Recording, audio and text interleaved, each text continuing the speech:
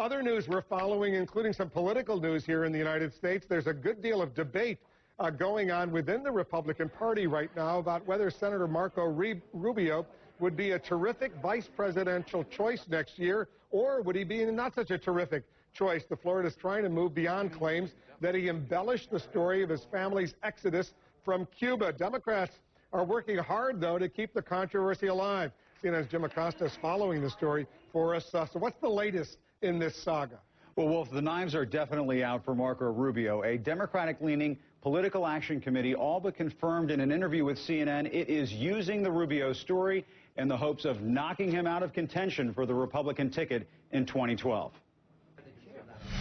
During a series of events in Florida, Marco Rubio admitted what is now widely known, that he botched the details of his own family story. His parents did not come to the U.S. after Fidel Castro seized control of Cuba in 1959, as Rubio's Senate web bio once stated.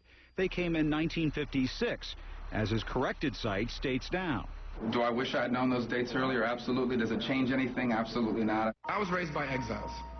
A Democratic-leaning political action committee called American Bridge 21st Century says the dates do matter, suggesting in this web video Rubio is not really a Cuban exile because his parents left the island before Castro took over.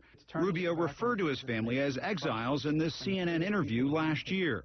It's hard to be apolitical when you're exiles or raised by exiles. The senator insists his parents are exiles because they couldn't go home. And they spent the rest of their lives, my mom is still alive, separated permanently from the nation of their birth. That makes them both exiles and immigrants. We hold Republicans accountable. But American Bridge President Rodell Molyneux acknowledged in an exclusive interview with CNN his group wants to do more than just set the record straight. Does it have anything to do with the fact that he's being talked about as a potential vice presidential candidate in 2012?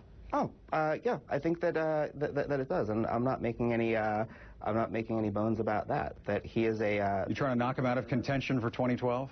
Well, this is. I think what we're finding here is that. Answer the question. Huh? Are you trying to knock him out of contention 12?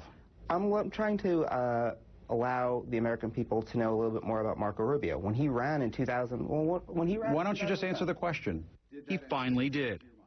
We think that Marco Rubio is someone that is being talked about. I think more by the media. Yes, more by the media to be vice president. So this was a consideration. Yes, it was. We had one junior senator that made it to the White House. Do we have a second one here that's possible?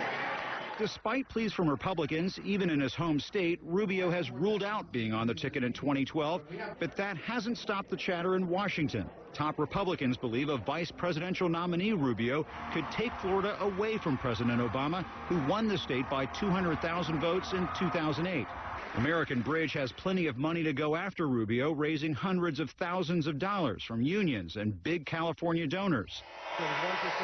Like J.J. Abrams, the director of the new Star Trek movie. But these phasers aren't on stun, according to Rubio ally and Cuban-American Republican Congresswoman Ileana Ros-Lehtinen. Marco Rubio is a conservative Hispanic, and as such, many liberal groups and many entities want to destroy his reputation. And now Rubio is fighting fire with fire. Today, his own political action committee put out a plea for donations that accused liberals of, quote, coordinating attacks on Rubio. Because he is very popular in Florida. He presumably could help Mitt Romney or anybody else who gets the Republican nomination. So how's this playing, this whole uproar, if it is an uproar, in the Cuban-American community? And I ask you, Jim Acosta, as a son of a Cuban immigrant who came to this country, I assume because of Castro. If you read what is going on down in Miami, obviously when the story first came out, there were concerns that he was embellishing or exaggerating his history to ingratiate himself with that community, which obviously is a core constituency for the Republican Party. Since those folks have really rallied around Marco Rubio, you heard Ileana Ros-Lehtinen's comments. She even made a quip about it at her hearing today on Capitol Hill. If Congresswoman Ros-Lehtinen's on your side, you're in good shape. And these Democrats are going after him like they're going after Mitt Romney because they think that potentially could be a ticket, and they're worried about that. They very much are, and for good reason, because Marco Rubio is a threat to Florida for the president. If Rubio is on that ticket, it is certainly in play. Jim Acosta, good report. Thanks very much. You bet.